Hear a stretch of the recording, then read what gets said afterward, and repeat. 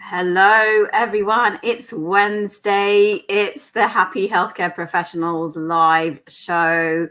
And it's me, Kamal, your host. If you are joining me, do say hi in the chat, because I love it when people say hello and tell us where you're watching from. This is going live on to LinkedIn and also the Pharmacy Freedom Method Facebook community. Wherever you are joining us from, say hello in the chat. Do let us know that you are here. What a week it has been. It's just been like, for me anyway, personally, I've been kind of doing the whole homeschooling thing, and it's been a bit manic, to be honest. But I'm so glad to be here today with you guys and bringing to you guys one of the amazing interviews that we have on this show. If you don't know who I am, let me introduce myself. My name is Kamal. I am a former national level pharmacist turned pharmacy career change coach and an entrepreneur. And I am deeply passionate about helping pharmacists to reinvent their careers, to define their own career paths, and really achieve all of their ambitions and become that happy and that fulfilled healthcare professional that you have always intended on being. So I cannot wait to share with you guys our guest for today. I have to say, Reese and I, when we first connected, we literally we connected straight away. Like, we have very shared backgrounds, and I am so passionate about his mission and everything that he's doing. So let's get Reese on the screen and have a chat with him. Hello. Hi, how are you? How are you? Yeah, good. Thank you so much for having me on. I'm so excited to be here. Oh, I am so happy to have you. So for those of you guys watching, if you don't know who Reese is a pharmacist turned digital entrepreneur, as I like to say. He is the founder and CEO of the Locum app. So tell us about yourself, Reese. So yeah, like you said, I'm the founder and CEO of the Locum app and Signature Pharmacy. So I also have an online pharmacy. And following on from what you said, the reason we connected earlier is because we both have this drive for entrepreneurship and pharmacy, and they've come together with our current career path. We're both kind of following our love for entrepreneurship and following our love for pharmacy and merging together at the state of life, which is super exciting. Totally. I mean, I think that's kind of really why we connected, right? Because we have that shared past of, like, we come from very hardworking backgrounds. We grew up around business. Right? Yeah. That's it. I mean, tell us about your family's business growing up. So I've always seen both my parents in business. I think that a lot of that rubbed off on me. And one thing my parents always said to me was, look, go into business, because all I really ever wanted to do was business. But one thing my parents always said is, get a university degree, have a stable background, and go in to do whatever you want. And what I'm doing now basically combines that love for pharmacy, that love for business, and I kind of merged it together.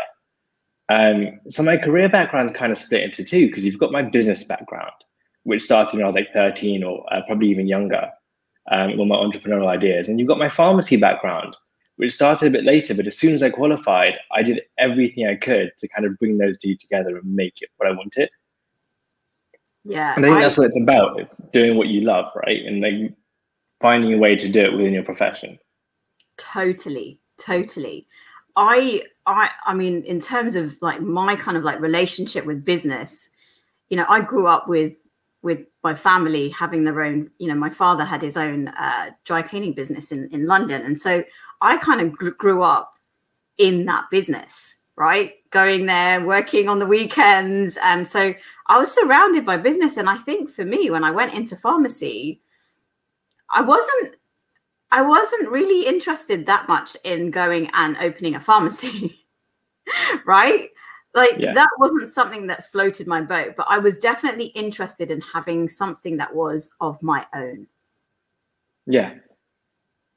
No, definitely. And similar, I think when I first looked at pharmacy as a profession, I saw locuming, and I saw how locuming is a great way to be an entrepreneur, to be independent, and not be tied to anything. So I looked at Locum as a stepping stone for what I wanted to do. And I always wanted to have my own community pharmacy. Because I think that's what my parents always said, like my mom actually had a shop. So I've seen her run a shop front, I've seen her manage it. So I always thought I wanted a community pharmacy. And after qualifying, I kind of saw the gap in the market of a telemedicine business, well, a pharmacy which works with telemedicine as instant medication delivery. And Locuming to support the business, I saw a gap in the market where the whole Locum agency was so outdated and it needed to be fixed. So I used the Locuming side of it to basically fund the initial version of the Locum app. And I think it just shows how diverse pharmacy is, because it's like you can Locum on one side, you can go into anything else you want and use your degree to do it because it's so broad. Yeah, absolutely. So can we talk a little bit about how you really kind of discovered that the Locum app was going to be the thing that you wanted to do? So it's a story I tell everyone. Like when I first started Locuming, and like every Locum out here, you're always super excited. Your first shift, like 4 years of uni done, 1 year of free reg, you're free, right? Like you finally responsible pharmacist. So I think it was that excitement that I went into my first shift, and it was actually a stay away for a multiple. And the first minute of getting there, the dispensers sat me down and they were like, "You better work this week." And I was like, "What? Like, of course I'm going to work. That's what I'm here for." But apparently the pharmacist that was here the week before literally did no work, did nothing, and was booked into the same agency as me, and the agency still got the same fee. He got still paid the same. And it made me think, I'm super ambitious, I'm super hardworking, whether I'm locuming for someone else, whether I'm locuming for myself, or whatever I'm doing, I've got this, I want to put in my everything, 100%. But there's someone else that doesn't want to do that will still get rehired and take those spaces. And for a locum point of view, it was really demotivating that an agency can just come in and just book whoever they want just because it fills a number. Yeah. And on top of that, it's tough. Like the whole agency market, you're signing up with 4 or 5 different agencies, calling pharmacies, they're emailing you. We're in the 21st century. Like Uber's a thing now. Like we need to be getting push notifications and, you know, all this high-tech stuff for locums to make it really easy. So there's that side of it. And also from the pharmacy side, it's, do they not know what's happening in their stores? They don't know the locums that are working for them. They don't know the people that are actually representing their brands and seeing their customers on a day-to-day business. Because I truly believe that people make your company. Like the people you employ, the people that are there for you, build your brand and business. And they're the ones that are serving the customers, and your customers are going to remember the staff that serve them, 100%. Not what they see on TV. So it's a mix of both. And I think the Locum app is a way of cutting out the middleman. And it's a tech platform just designed solely to connect staff within pharmacy to the people employing them, and, you know, make it easier for locums and pharmacists to kind of schedule their shifts and rotas and everything. Yeah, amazing. Amazing. So when did you start it and how did you get going with it? So I started it 4 years ago. So as soon as I qualified, pretty much in 2015, 2016, I started the Locum app early 2017. And it was tough. Like I didn't know anything about developing, didn't know anything about how to build an app, didn't know how developers work or anything about it. So I found developers, got an early stage built. And the initial concept went really, really well. So we kind of redeveloped it and built on it. And it's been a 4-year journey, but we finally signed our first contract with Jardine's Pharmacy a few weeks ago. So congratulations. Thank you. And that's really exciting because we get to see the actual app being used, you know, by a pharmacy and seeing how all of our years of hard work have actually been put into play. Amazing. But I think the hardest part of it is kind of motivating myself every single day, no matter how many rejections I got, to continue going. Because so many agencies during the last 4 years have come in and gone out. And it is literally because it's such a tough market to break into. And we're not an agency, we're a tech platform, but trying to change that mindset of, oh, I'm used to this agency model, why should I move to a tech platform? Hasn't been easy, because it's very easy to be stuck in like a traditional way of doing things without, you know, rather than going into the unknown. Yeah, I think you've hit on a really, really important subject, which is that we really need to up level our thinking when it comes to the use of technology, right? in our pharmacies, within our pharmacies, between our pharmacies, you know. Can you speak a little bit about that? There's so much potential. Yeah. And I'm a very big advocate of technology in general, telemedicine, digital pharmacists and things like that, because it creates firstly a lot of opportunity. And it's great. So, you know, rather than relying on this traditional model of dispensing, pharmacies are so much more. I think the best example of that is when I first was going to pharmacy, someone came up to me saying, "Oh, you're a glorified shopkeeper." Yeah. And I can see how the public, I can see how the public will perceive that. But using technology such as being a digital pharmacist and prescribing over the phone, or, you know, having different apps that just streamline what your process is, it literally can create so much opportunity for pharmacists. Yeah, I agree. I think there is a huge opportunity for, you know, I mean, if we didn't know up until now, it's definitely happened now, right? You know, in the last year, just the fact that we've been forced into this COVID situation, right, has meant that, you know, we've had to embrace new technologies, you know, in a way that was never expected of us before. Exactly. And it's forced that changing of mindset of, oh, I'm comfortable, to, okay, no, we have to adapt to try new things to see how they work for us. And I generally think people find that using these technologies, that some will prefer them, some won't, but eventually, because they've used them before, they feel more comfortable, it will generally become widely adapted. And technology is going further. And even in community pharmacy, the whole click and collect systems, digital prescriptions, all of these things are coming to pharmacy, whether they like it, pharmacy like it or not, but it's going to come. And we have to move with the times. I think that's definitely what this is. Yeah, I mean, when you think about, you know, the vast, I haven't looked at the latest figures, but the vast majority of prescriptions in community pharmacy are electronic now, right? Yeah. So, which is a great step forward. Yeah. So when you've got that in place, you know, that the digital revolution is already happening, right? Yeah. And NHS are actually going paperless, but they want to be paperless for 2024. And the biggest part of that was prescriptions. Like, having e-prescriptions is a huge part of it. And even the other side of it, like collecting those prescriptions. We've got these click and drop boxes in pharmacy now, which I think is really, really cool. Like, it adds that extra layer of convenience to patients and brings patients to those physical pharmacies, which I think eventually will start being used as service hubs. Like, I think these, you know, people walk into a local pharmacy, they'll get their medicines from, you know, the lockers or whatever, have actual consultations with pharmacists who will talk about medicine management, who will talk about the promotion of healthy lifestyle, do checkups, do blood pressure clinics, and share that data with GPs. Because I think it's so convenient to walk into your pharmacy rather than waiting for a GP appointment, which could be weeks. So technology is definitely going to change the way we do things. And I hope it changes a lot more on what we do within pharmacy as well. Yeah, no, absolutely, absolutely. I mean, it's happening already, you know. Yeah. Whether we like it or not, it's definitely happening already. So, Reese, talk a little bit about what are your plans with Locum app? Like, which direction are you hoping to go, and what's your big mission with it? You know. Of course. So I think the big plan is, I love this idea of having a shared Locum pool, because at the moment you've got one pharmacist signed up to, well, you know, multiple different chains.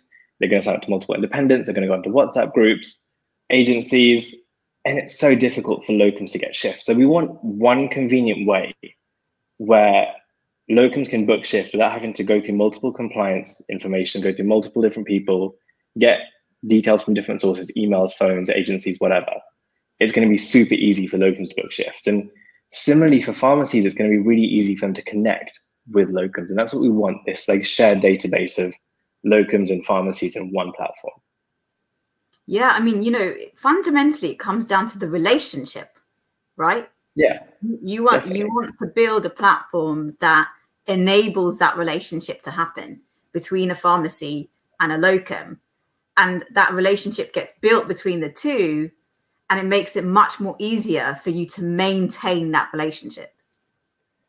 That's it. And there was something that I really didn't like. Locums were kind of looking at shifts and cancelling last minute. Yeah. And that did happen a lot. And I thought it was really unfair on the pharmacies. And I think as pharmacists, we should have a level of professionalism. And when that was happening, it kind of made me think that, you know, locums like that, I think you should look at that within the app, and you should be able to see, look, this locum keeps cancelling the day before the shift. Like, it's not a one-off thing, it keeps happening. And it's about building those relationships and be able to talk to the locum and saying, what's happening and why do you keep cancelling? Or is there anything that we can do to fix it because we really want you as a locum or whatever? Rather than just assuming always a locum's wrong, it's about building that relationship and then seeing that if it is something that the locum is doing to literally just try and increase the rate, you know, you wouldn't look at looking at locum again, but it will then give the opportunity to the locums that genuinely care about what they do. Yeah, absolutely. Hi, Anisha. I'm so glad that you've joined us, because Anisha's mentioned in the comments, she said, I couldn't agree with you more. Hospitals are definitely enhancing their digital platforms, but I really wish we could collaborate nationally, as every NHS trust is doing something different and data is still challenging to share across primary and secondary care. I mean, data sharing across like different you know, trusts across the secondary to primary care is a massive deal, right? I mean, that's something that, you know, I know that NHS Digital and, you know, those organizations are working to try to kind of, you know, cross integrate these systems. And we definitely have got, you know, so much more work to do in this area. And you know, really, it's what you've highlighted is it's a space that pharmacists can get involved in, right? And it's a space that pharmacists can really sit in that environment and contribute to the conversation and collaborate and, you know, really enhance, you know, what is developed ultimately.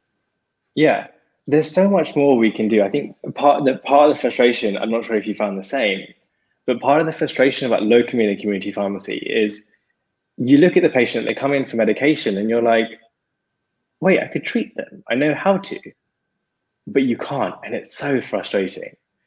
And it's that lack of shared data, that the fact that you have to refer to their GP. And I called my GP a few days ago and they offered me an appointment in 6 weeks. When I could walk into a pharmacy and get one immediately. And that's a difference. And I think that there is so much opportunity and so much scope for pharmacies to be able to change this and make it so much easier for patients. Yeah, absolutely. And, you know, one of the things that comes to mind when you were talking about this for me is that we don't have to be afraid of digital technology. Like, there's nothing to be afraid of, because actually when we embrace it and when we use it in a way that enhances our productivity and our efficiency and just our deliverability of our services, right? Yeah, it's quite transforming. It's massively transforming in a pharmacy, right? In that pharmacy environment, you know, what you've put in place with the Locum app, you know, going back to the fact that we've got those relationships that are getting built, you know, you're building up the, you know, you're really understanding what it is about that person that you really like and that aligns to your pharmacy.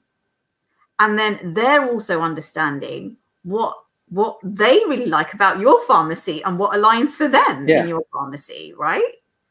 That's it. And that's what we need. We need that connection between pharmacies and pharmacists. It's about continuity too. It's about making sure that the people you book in your stores are the same people, because your patients love, and we all love familiarity. We don't want to see a different person working every day and have to re-explain stories. And we love having that continuity. So I think the Locum app will definitely help with that too, because it will kind of give you that pull within the app to keep using the same locums, and the locums will get familiar with your stores. And I think most pharmacy owners on here will agree that there's nothing worse than leaving a random locum to your pharmacy and seeing it turned upside down the next day. Like, I think it's definitely a stress that some of my friends who own pharmacies have. So it's just about building that relationship with your regular staff and making sure they keep coming in and keeping them working with you and representing your brand. Yeah. And I think it's easier if you have one or two pharmacies, but when you start having 100-hour pharmacies that have multiple pharmacists and multiple branches and multiple independents, and it can get a nightmare to manage. Absolutely. You end up having to put somebody in place to manage it. Yeah, that's right. It, which is what we want to try and streamline, that whole idea of we don't need a rota management team. You can kind of do it just through an app. Yeah. Because if you look at some of the multiples, they've got a rota coordination team, they've got a locum booking team, and then they've got the finance team that reconcile everything together and do all the PAYE and invoice reconciliation. So you've got three big teams at least working schedule staffing with no real platform to really directly have communication with the people working for you. Then you've got the agencies who make that even more difficult and charge you whatever they want. Yeah. Yeah. So it's just about streamlining and making these processes a lot more efficient. That's what we've kind of always been about. Yeah. Yeah. I mean, I can see the value of it. Where do you see this kind of your platform being applied to? Because I can see it being applied to lots of different sectors, actually. It will. So we've actually been approached by people in different countries there's so much opportunity, but we really want to nail how, because I kind of want to make it. I'm a perfectionist.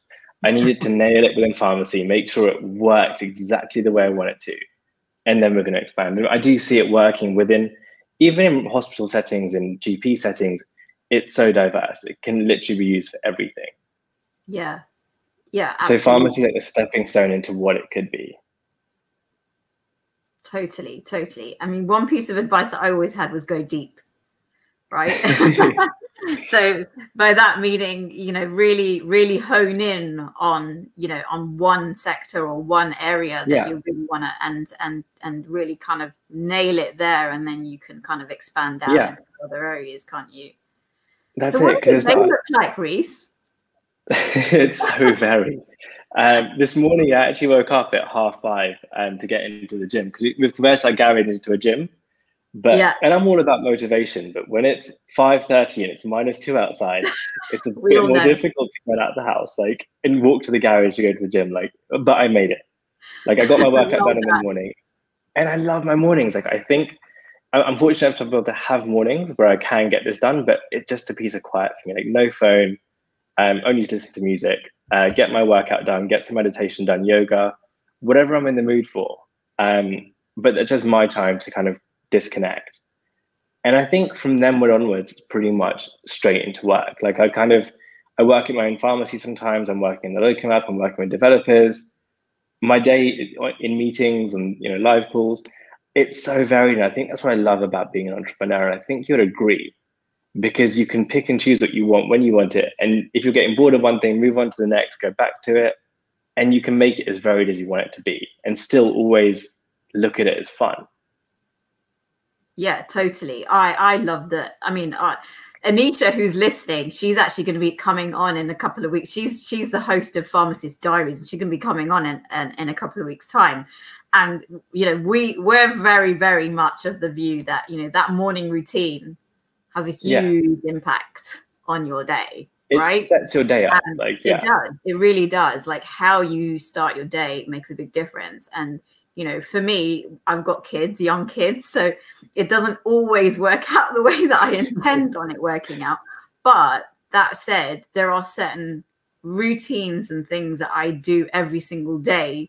I have to go through my journal. I have to go through my kind of goals list and all of those sorts of things, which ultimately is really the way in which, when you're going off on your own, you need to work a lot on yourself. Yeah, right? Definitely. I think there's one thing that I've undervalued. I think before, when I first started going on my own, I kind of complained, I'm up so early, I feel really tired through the day. And I used to make excuses for myself. And I think one of the biggest things that's changed my mindset and my work ethic has been waking up early, because it literally is a way for me to get my thoughts together, plan my day. And I've got a whiteboard now, which I think helps me so much, because what I would do in the morning is, after I get my workout, when I get into the office, I would say, all right, I want to get this done today. This is what I want to do this week. This is what I want to do next month. And then this is what my long-term goals are. Because when I had my long-term goals before, I was kind of getting demotivated because I was like, I haven't achieved them yet. But looking back at it, I'd already achieved a lot.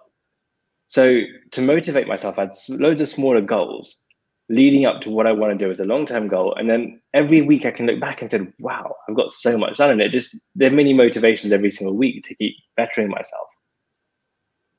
Yeah, I mean, I do a very similar thing. I've got my yearly goals and I've got my monthly goals, you know, and then I've got my weekly goals that I get. And in fact, I go down to daily goals as well, right? Yeah. You've got the daily things that you want to get done. You want to make sure that you've achieved. And I think that that's a really important thing to kind of highlight. And I think it's also something that's so important for us to actually take back to the pharmacy world, because this kind of concept of how you operate is very kind of normal in the entrepreneurial space, right?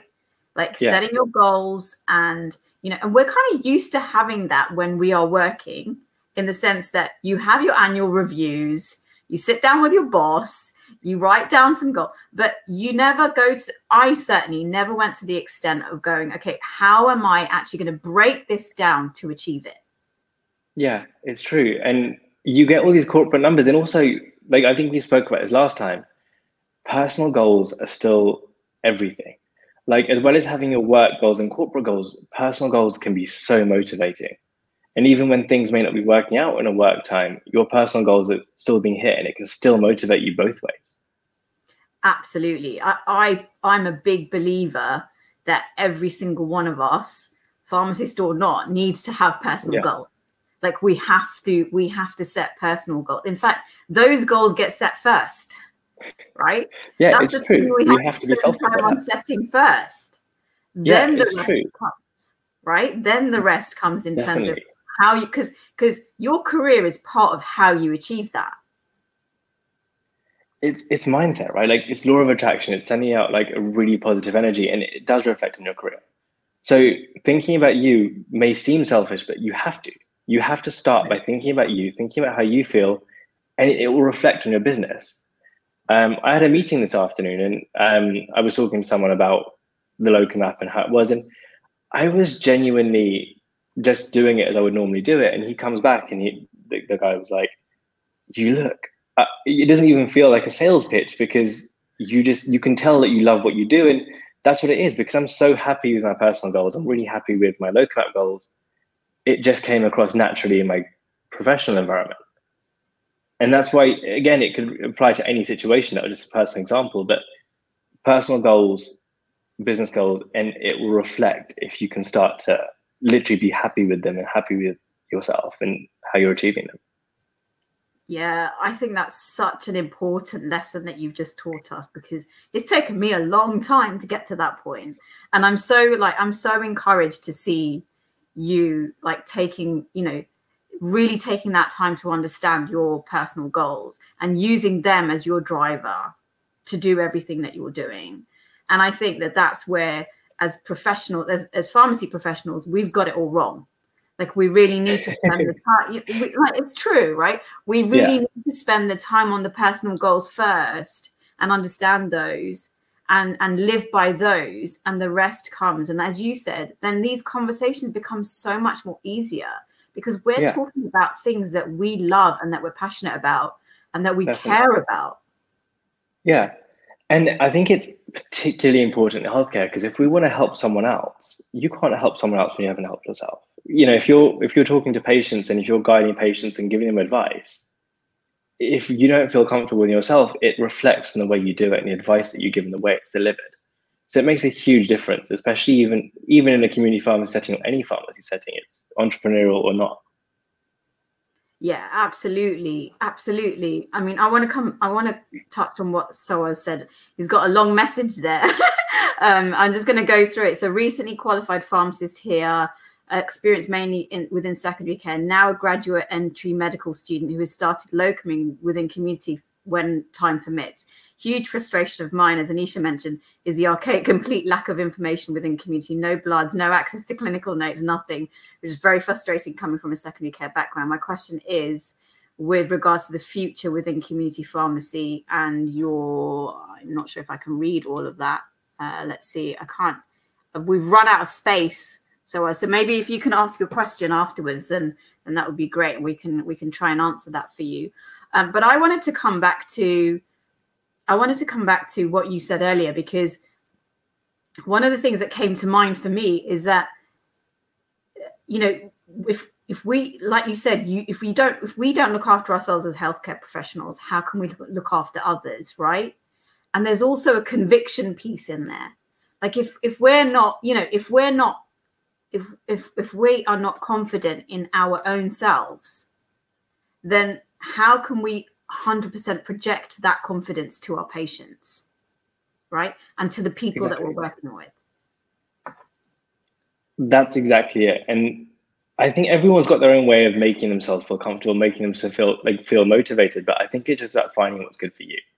Like everyone's so different. I love going for runs. So recently it's like running or doing gym or yoga, depending on how my mood or what I feel like. But that's my escape, and that's the way I start to feel more motivated and more confident. But I think it's about finding what's good for you. People love reading. I think it, again, varies based on the person, but we have to really spend time to think about it and think about the things that you really enjoy that are going to add meaning to your personal life.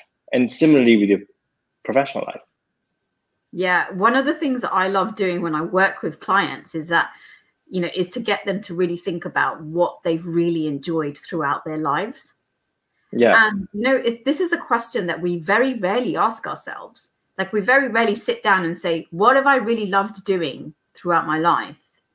And how can I bring more of that into what I'm doing? And, you know, you're an example of exactly how you go about doing that, because you always had an interest in business, right? But you also really enjoy pharmacy, and you've managed to meld the two together, you know, and that's where I feel like when we look at things from that perspective, there are huge opportunities for us as pharmacists, right? You know, we can apply our skills in so many different areas, but we need to spend the time up front in understanding who we are, what's important to us, and what we really enjoy doing. That's it. I heard this quote the other day. It's like, find something that is played to you but feels like work to others. And I thought it was so interesting, because it's like, I think that if you can do that, you'd be at the stage where your work doesn't feel like work. It feels like, you know, watching Netflix or whatever you enjoy doing. It feels the same as doing that. Like there's no barrier between it, and you genuinely enjoy what you're doing. And I think that's so important, to find something that you genuinely love. And within pharmacy, there's so much scope. There's so much opportunity to do it. You can, you know, go into the tech space, you can go into the digital space, Locum, you can have your own pharmacy.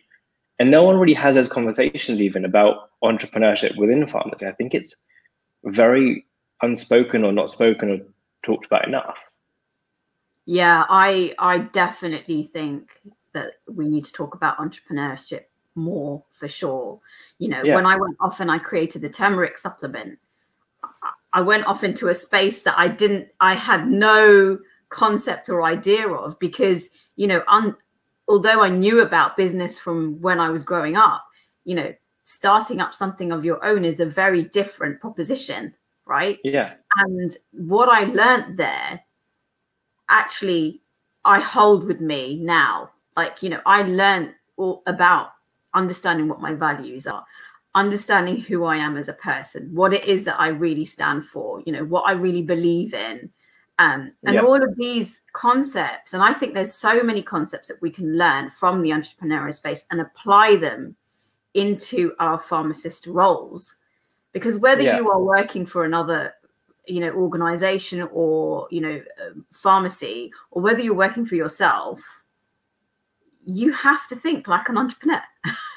Like, you do. You have to. Whether you know, I mean, you know, there's all these buzzwords like intrapreneur and entrepreneur and all those kinds of things. But, you know, we have to kind of see ourselves as that, because if we don't, then we're missing the amalgamation of personal and professional, and where those two things meet, I feel. Yeah. And I think one of the things about entrepreneurship is it's very humbling. It's, you know, once you're an entrepreneur, it's the amount of no's you get flying around are crazy. Like people are going to reject you, but you have to kind of just stay grounded throughout, no matter what situation you're in, what part of the journey you're in. It's all about staying grounded. And that can be applied throughout pharmacy. There are going to be so many failures, so to speak, right? Like, you know, but it's about how you pick yourself up from that. And that actually is something that as pharmacists, we can really, really struggle with. We really, really struggle with that, because everything's got to be absolutely perfect, you know, and we've got to do absolutely everything to the T. I think we need to learn to embrace what we term as failure. I mean, I don't see it as failure anyway. It's learning, right? It's like you either win or you learn, right? It's one of the two. But that is that for me is definitely a concept that we need to embrace much more within pharmacy. Yeah. And even I agree with you, the idea of failure, like things when they don't work your way aren't failures. Like they're things that are meant to happen, or they're things that weren't right for you at the time, but other greater things are going to happen for you. I think I watched his video on TED Talk, and it said like your dream job isn't the one you got rejected from. You know, if we got everything we wanted to do from the age of 16, we wouldn't be where we were today. And just thinking like that really motivates me when things don't go my way. It's like, okay, well, maybe this isn't right for me, but other better things are going to come my way. And I just need to keep working hard, putting my effort in, and leave the things that I can't control at the door and just focus on the things that I can control. Yeah, that what you just said there was something that my dad always used to say to me, like, you know, worry about the things that you can control. Don't worry about the things that you can't control. And that's something that I absolutely live by now. You know, like, you know, for a long time, I sat in the space of, I can't control this thing. I want to control it. But, you know, we have to, it is about letting go. It is about letting go of those things and then saying, no, what actually is within my control? What can I impact? And just start there. Just start from that space. Reese, you know what? I could keep talking to you like all evening, right? But I am so grateful for you joining me on this conversation. And I really hope that, you know, if you guys are watching this on the replay at any point, do drop a little hashtag replay in the comments, and let us know what your kind of biggest takeaways have been from you know, Reese and I's discussion today. And of course, if you've got any questions as well, please do post them as well, whether it's on LinkedIn or whether it's, you know, in the Facebook group. Do post those later on, and I'll make sure that, you know, that Reese gets to see those if they're in the Facebook community. By the way, you're welcome to join it if you wanted to. But you know, do drop them there. I think we definitely need to have more conversations about entrepreneurism. I just made up a word. Entrepreneurship and pharmacy. We definitely need to talk about that a lot more. And I am so encouraged by you and everything that you've done. And and where can people find you, Reese? Where can we find you? We forgot the other plug where you have to sign up to the Locum app, www.thelocumapp.co.uk. So if you're a locum, please do sign up, but also do connect with me on LinkedIn or Twitter. I'm trying to grow my following on Twitter. So Reese at Reece Samani on either one of the two. Fantastic. And I will make sure that those links are added on afterwards to the live as well, so that you guys can go and say hi to Reese and you know, check out his app. But thank you so much, Reese, for joining me today. I'm going to say bye to you now, but we are definitely going to chat more because I just love everything that you're doing. So thank you. And thank you so much for having me on. You're welcome. I so enjoyed that conversation with Reese. If you guys enjoyed it too, then let me know in the comments what you thought. And if you've got any ideas of things that you would like to have discussed on this show, the Happy Healthcare Professional Live Show, then do let me know. You can always message me, send me a direct message, or message me on the Facebook group or on LinkedIn, and let me know what you would like to have us discuss here on the show. So enjoy the rest of your week, guys. I have got next week, you know, we've been talking about digital pharmacy in today's discussion with Reese. Next week, I have got the director of pharmacy. I've got Nabila from Babylon Health, who is going to be coming on the show. And I cannot wait to have the discussion with her because she is such an incredibly inspiring pharmacist. And she's going to be sharing her story. And, you know, really, if you are interested in digital pharmacy, then that's the one that you want to come and attend next week, 8 o'clock, every single Wednesday, like we do here. And of course, if you want any help with your career, if you are stuck on where you're at, if you're not sure on which direction to go in, then do reach out to me, drop me a message. I am more than happy to help you with your career change story. So Take care all. Have a great week, and I will see you all next week. Bye.